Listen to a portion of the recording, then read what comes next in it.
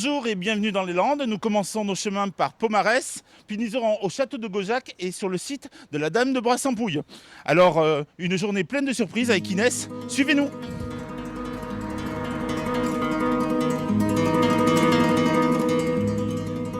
Bonjour messieurs. Alors voilà, vous vouliez nous parler de la tradition tauromachie et de la course landaise ici à Pomarès. Très particulier. La course landaise, c'est sur un secteur très restreint, puisque ça ne concerne que le département des Landes et les frontières des départements voisins.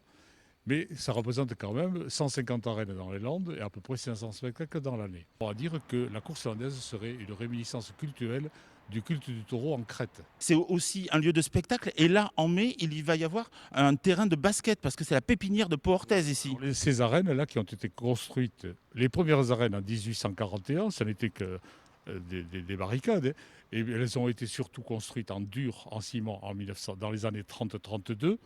Et ensuite, l'évolution des arènes et le succès de ces arènes en béton a été tel qu'on les a dénommées la Mecque.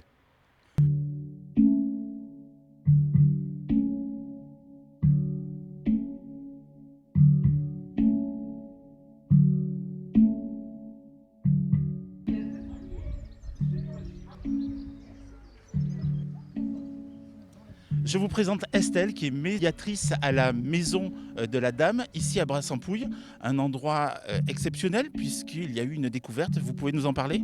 Oui, tout à fait. Au 19e siècle, on a découvert la Dame de Brassempouille, qui est une petite statuette en ivoire de mammouth. Et c'est une pièce exceptionnelle, effectivement, le premier portrait de notre histoire. Donc ici, elle est minuscule, elle fait 3 cm et demi. Aujourd'hui encore, elle reste la plus ancienne représentation qu'on connaisse du visage. On l'appelle la Joconde de la préhistoire d'ailleurs. C'est souvent le petit nom qu'on lui donne, mais nous on préfère la Dame de Brassempouille, ça nous rappelle d'où elle vient. Il y a un musée ici, mais aussi un archéoparc où on peut faire de nombreuses animations. Oui, tout à fait. Nous avons voulu coupler à la découverte classique des vestiges préhistoriques les découvertes des techniques et de l'environnement.